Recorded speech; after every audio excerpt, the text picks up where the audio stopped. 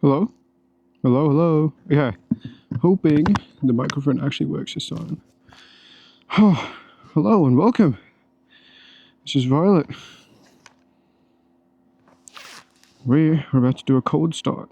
Well, it's not cold since it's like really hot, but like a start, I guess. So I'm being boiled outside in this 30-degree weather. Oh, she starts right up. You can hear that beautiful Honda inline 4. Give her a few revs. Oh yeah. It's a brand new Vandemon exhaust on her, so wouldn't be surprised if we get a few noise complaints. Although this one isn't that loud as compared to a lot of the other ones. Yeah. Alright.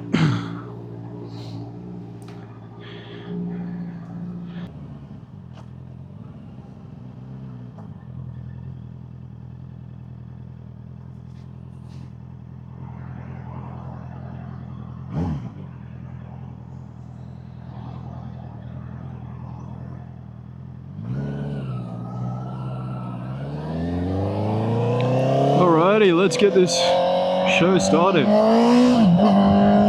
Woo! Holy shit. That wheel just immediately just comes right the fuck up. Holy shit.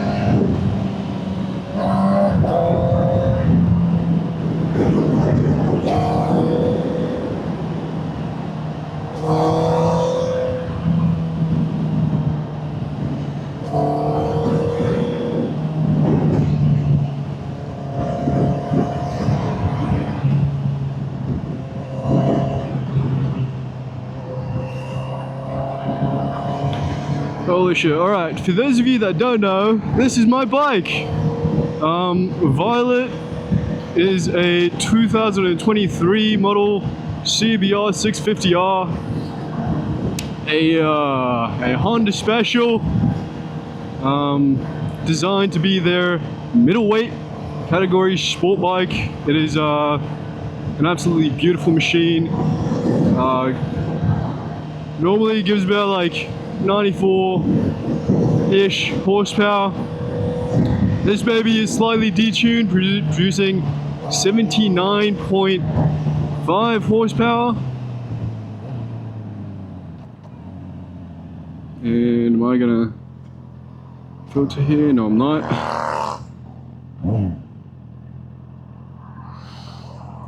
Right, now just got this baby tuned up with the new exhaust yesterday up in Sydney. Yup, that is ours. Yeah. And she's an absolute menace. Absolute menace. Gets some nice bops, gets some nice flames. She runs like a dream, sounds like a dream, you know, what more could a man ask for? I'm not actually sure how much of this the mic is actually getting, but yeah, it's a beautiful day out here. Up in Canberra, heading over to Queanbeyan to get lunch.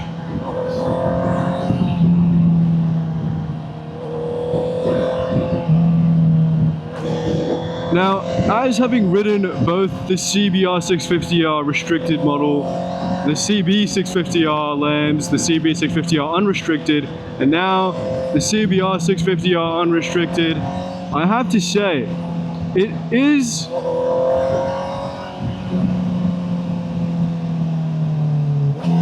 it's every bit of fun you would expect from an inline 4 Japanese engine. Now, I haven't ridden for as long as many of the other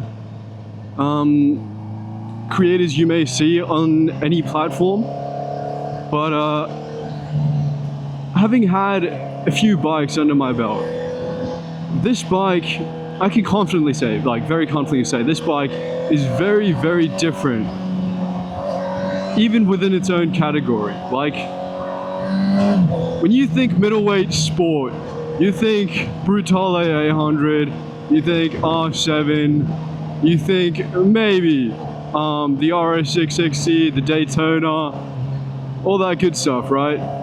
Now, the thing that makes the CBR 650R so different is primarily its inline 4 engine.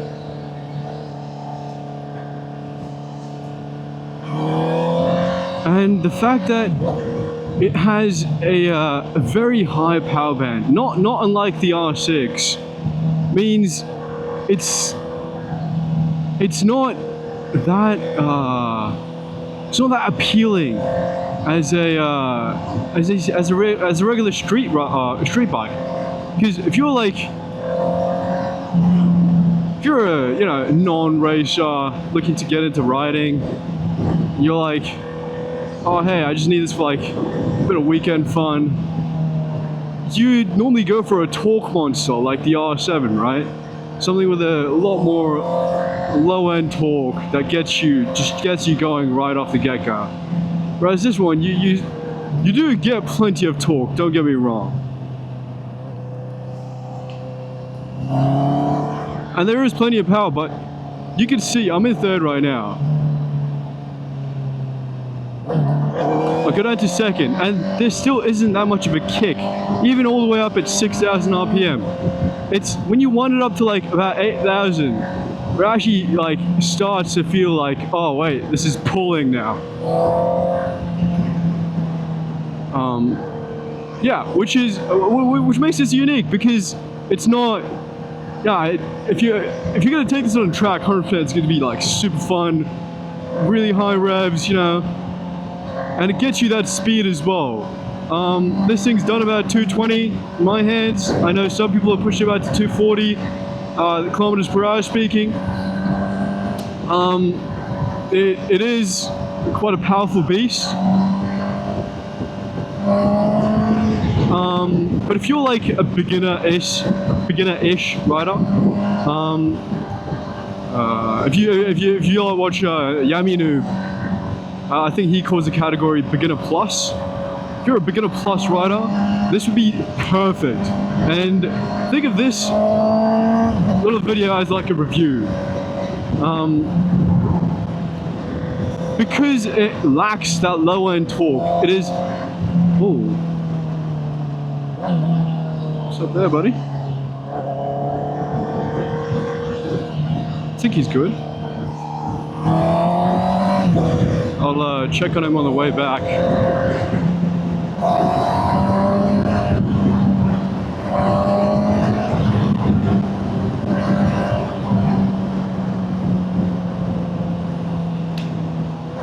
Yeah, because it lacks that low end torque, it becomes a lot more of a tame machine, where if you really want that kick, you will have to be like very confident that, oh yeah, I want this kick, I'm gonna actually wind it up and get that kick, because it's not like gonna like zoom out of your hands, or like wrench your fucking wrists off if you actually bite down on it a little bit.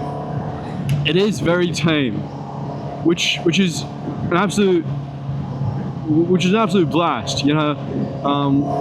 When you're like out on the streets and then you hit the highway and like, oh yeah, this feels like a place to open up.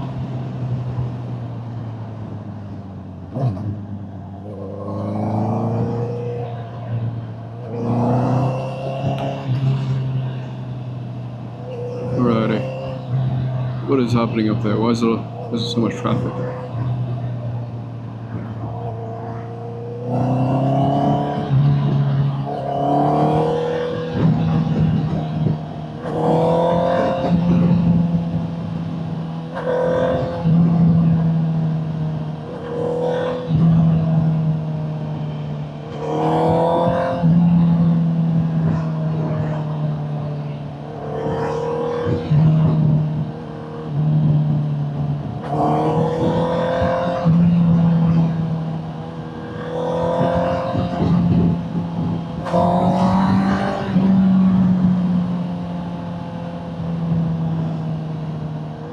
I really want to make a video where I actually get the space to open up, but I did promise someone that I wouldn't go crazy on the streets, so we'll find some nice open roads, or maybe even a track, to get that experience out for you guys. But as a street rider, it is absolutely everything you pay for. It's everything you need. Now, this being the 2023 model, it is lacking some of the key rider aids that come with the new models. Now, I had a 2025 CB650R, that being the street model, not the sport model. And that one came with something inch TFT display. Thank you, boss. I will gladly take that gap. Preach. And this pretty much all the modern bikes in this lineup had the Honda selectable torque control, ABS. You know, pretty much bulk standard for all modern bikes. Now the new one, has a really cool thing called the E-clutch. Now that being the 2024 and 2025 models, and Honda's E-clutch is only for the CB650R and the CBR650R, being any of their production models after 2024. And it is revolutionary. It's like really trying to keep it tame here. We're not going to do launches or anything, so nice and mellow street riding. Yeah, the E-clutch is magnificent. It's pretty much a DTC, dual clutch transmission. Yeah, DCT.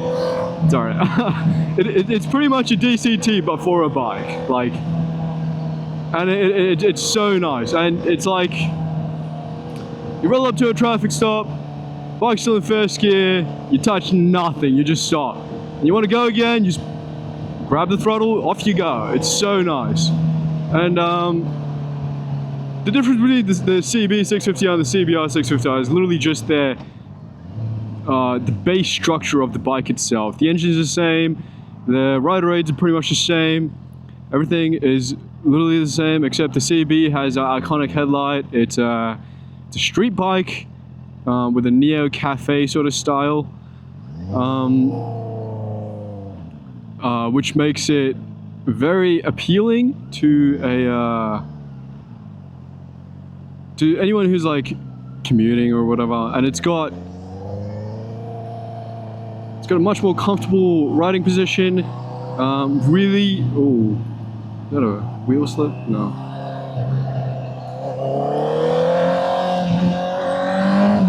Really comfortable for longer rides. It has every bit of power you would need. It will not lack in power anywhere on the road, no matter where you are in the world. For the fellow Americans watching, even the restricted models for those European audiences, it will get you everywhere without any of that torque lag or whatever these new gens are talking about.